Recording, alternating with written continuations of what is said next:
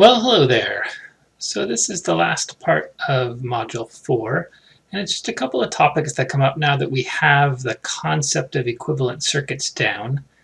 And the first one is to talk about power transfer. So we're trying here to transfer power from one circuit here, the active circuit, to a load, the passive circuit in this drawing.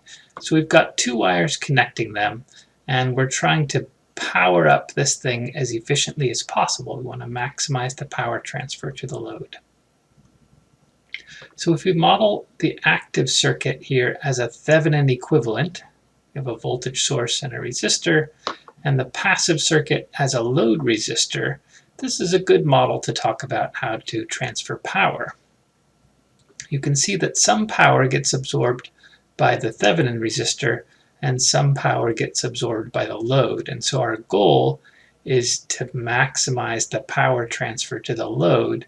This is normally some loss, like power lines with resistance or some other way that we lose energy. We want to put all the energy in here that we can. So if we can calculate the power transferred to the load, power is current times voltage, so the current through the load times the voltage at the load. And this is a simple one to use Ohm's law for. So this is a voltage divider circuit, so we can find the voltage across the load as Vs times RL over Rs plus RL. And the current through the load is the voltage Vs divided by Rs plus RL. So if you multiply those together, you get a Vs squared, and we get an Rs plus RL squared in the bottom and an RL in the top. So this is an equation to calculate how much power we've transferred. And I know you've taken calculus, so to maximize a function, we want to maximize the power transfer with respect to RL. We're designing the load here to maximize the power transfer. So it's when the partial derivative equals 0, that's our maximum, but it's important to realize we're only designing the load here. So the partial derivative of power with respect to the load resistance, when that partial derivative equals 0, we're either at a maximum or a minimum. Here's a graph of that function as a function of RL, the power delivered. And what we find if we take the derivative and set that equal to 0 and solve for RL, we find that RL equal to RS. So the same resistor here and here gives us the maximum power transfer to the load. So it's a very easy thing to remember how to get max power transferred to our load resistor. And if we put in the numbers here, assuming RL is the same as RS, we get this much power delivered. Because these resistors are equal, half the power goes in here and the other half comes into here. So the summary here is max power. That was Homer Simpson's name in an old Simpsons episode. You can find a nice song about max power.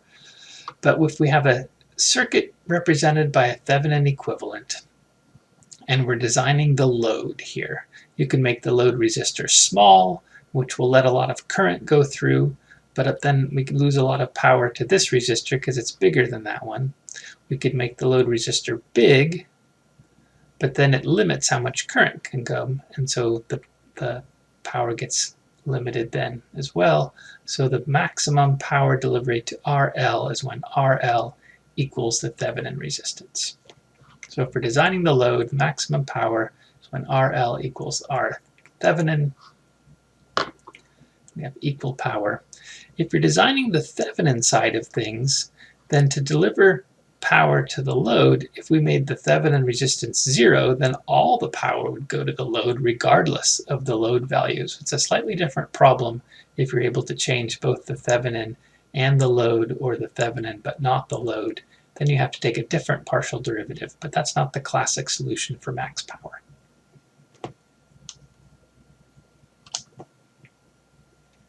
The last little topic here, while we're talking about equivalent circuits, is how you can use equivalent circuits and the elements we've seen so far to model more complicated things. So the lab, I think you'll have a transistor lab this week. And so you'll see this in the lab, and you'll actually learn most of it by experimenting on it as an amplifier. But these are semiconductor devices, and so they're used for amplification normally. And a nice model of this that we could analyze with the skills we have today is shown here. So this is a dependent source, a dependent current source, and the current here is proportional to the current flowing here. And that's normally how transistors are set up. We have sort of the high power side over here, and power wants to flow through around here, around this loop. And this is a valve, and current flowing through this loop on the left opens the valve to let current flow through the loop on the right. And so the current IC is proportional to the current IB.